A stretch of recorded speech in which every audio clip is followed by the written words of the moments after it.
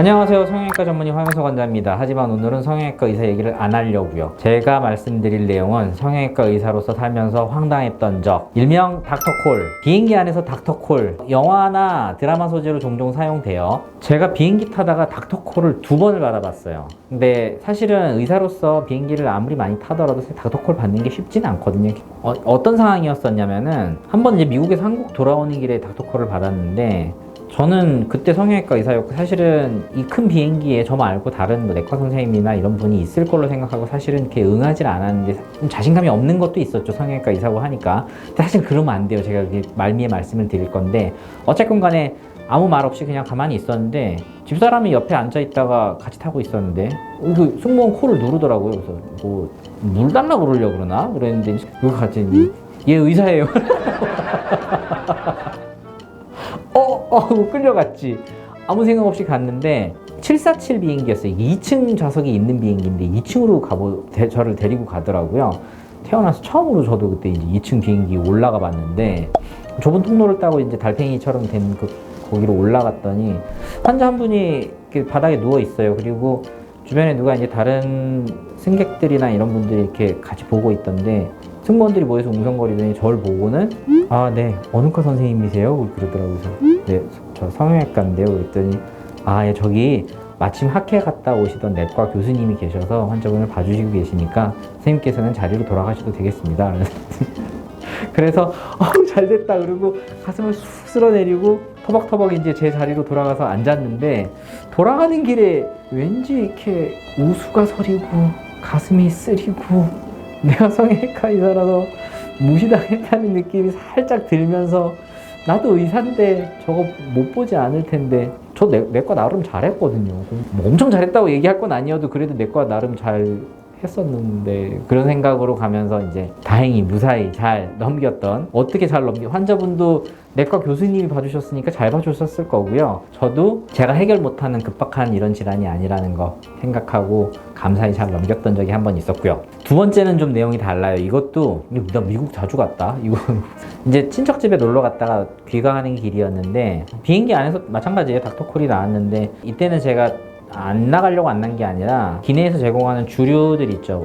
제가 와인을 좀 좋아하는데 비행기에서 주는 와인을 좀 꽤 마셨어요. 그러니까 술을 먹은 상태로 나가는 것 자체가 굉장히 좀 부담스러운 상황이 돼서 말을 못했는데, 승무원분이 얼마가 있다가 저한테 오셨더라고요. 와서 저한테 직접 물어보시더라고요. 혹시 의사 선생님이세요? 그래서 어떻게 아셨어요? 그랬더니 저쪽 지상이랑 교신을 해서 기내 승객 중에 의사가 있는지 알아봐 달라고 아마 요청을 한 것 같아요. 근데 제가 이제 직업적인 거 이런 거 이제 항공사 홈페이지에다가 기재를 해놨던 부분이 있었나 봐요, 아마. 그걸 보고 이제 제가 의사라고 이제 내용이 적혀 있으니까 온 것 같은데, 제가 술을 마셨는데 괜찮을까요? 라고 그랬더니 괜찮대요. 그래서 이제 도와드리러 갔는데 내용은 그랬어요. 환자분이 눈이 너무 아픈데 이거를 봐주실 수 있냐.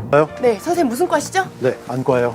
눈이 아픈데 안과도 아니고 그렇다고 뭐 내과도 아니고 성형외과라 그러니까. 근데 이제 저희가 쌍꺼풀 수술을 많이 해서 눈도 좀 압니다. 저도 볼 줄 알아요. 그러면 이제 어떤 게 불편하신가요? 그랬더니 한쪽 눈이 많이 아프다고, 눈물이 줄줄줄 흘러서 도저히 못 참겠다, 이거 착륙을 시켜야 될 정도로 아프다라고 얘기를 하시더라고요. 이제 봐야 되는 거 몇 가지가 있어요.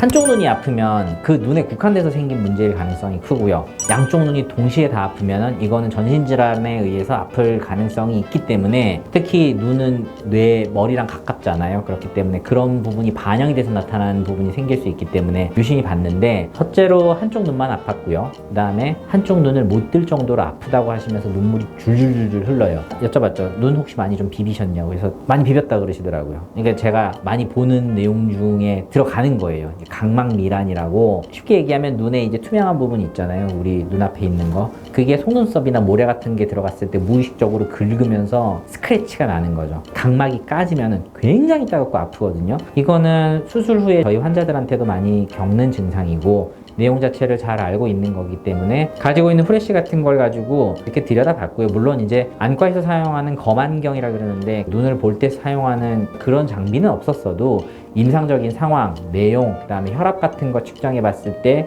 전신질환 가능성을 배제하고, 이거는 국소적으로 눈에 국한된 거고, 말씀하시는 증상이나 내용으로 봐서는 각막 미란이 강하게 의심되고 별 문제 없이 지나가시면 괜찮을 것 같으니 안심하셔도 되고, 승무원한테도 기장님께 이거는 착륙할 정도로 응급질환은 아니니까 한국에 도착하면 도보로 안과나 응급과 방문해서 치료받으면 되는 내용이니까 걱정 안 하셔도 된다. 계속 운행하셔라 라고 조언을 드렸어요. 그러니까 할 수 있는 제일 좋은 방법은 기내에서 얼음찜질이다.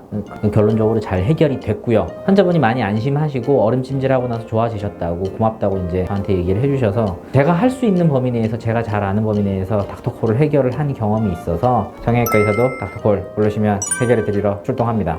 아시면 좋을 것 같고, 근데 이거는 있어요. 최근에 한 커뮤니티에서 의사가 비행기 안에서 콜을 받았을 때 이 부분에 대한 책임을 다 의사가 온전히 져야 된다. 만약에 해당하는 부분에 환자가 문제가 생기고 거기에 대한 판단 미스로 어떤 의료사고 같은 게 발생하게 되면 이걸 의사가 다 떠안아야 된다는 식의 내용이 있었는데 사실 그렇잖아요. 제 전문 분야는 사실 성형외과예요. 아무래도 내과나 산부인과 이런 쪽, 특히 뭐 흉부외과나 이런 쪽은 이제 오래됐고 학생 때 배웠던 이런 잔잔한 기억들이 갖고 있는 게 있어요. 그런 부분에서 크리티컬한 부분들은 어느 정도는 알고 있다 그래도 자신이 없는 건 사실이거든요. 근데 잘 생각해 보세요, 여러분.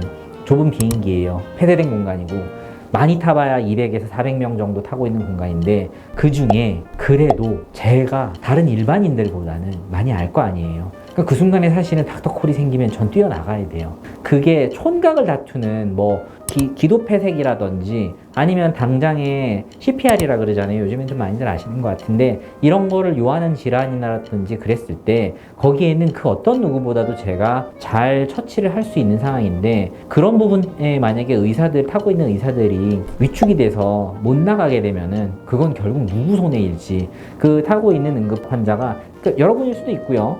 여러분들의 가족일 수도 있어요. 누구일 수도 있잖아요. 그걸 생각해보면은 이런 사회적인 분위기 자체가 도와주려는 이런 부분을 너무 위축시키지는 않았으면 좋겠다는 그런 생각이 들더라고요. 도움을 서로 주고받을 수 없는 사회가 될 수 있으니까 그런 부분을 생각했을 때 닥터콜 좀 편안하게 생각해 주셨으면 좋겠다. 이 콘텐츠 한번 만들어 보려고 했습니다. 요거 재미있게 보셨으면 다른 썰도 제가 좀 풀어볼게요. 이거 썰 좋아하시나 모르겠네. 자, 좋아요, 구독 잊지 마시고 다음 시간에 다시 뵐게요. 감사합니다.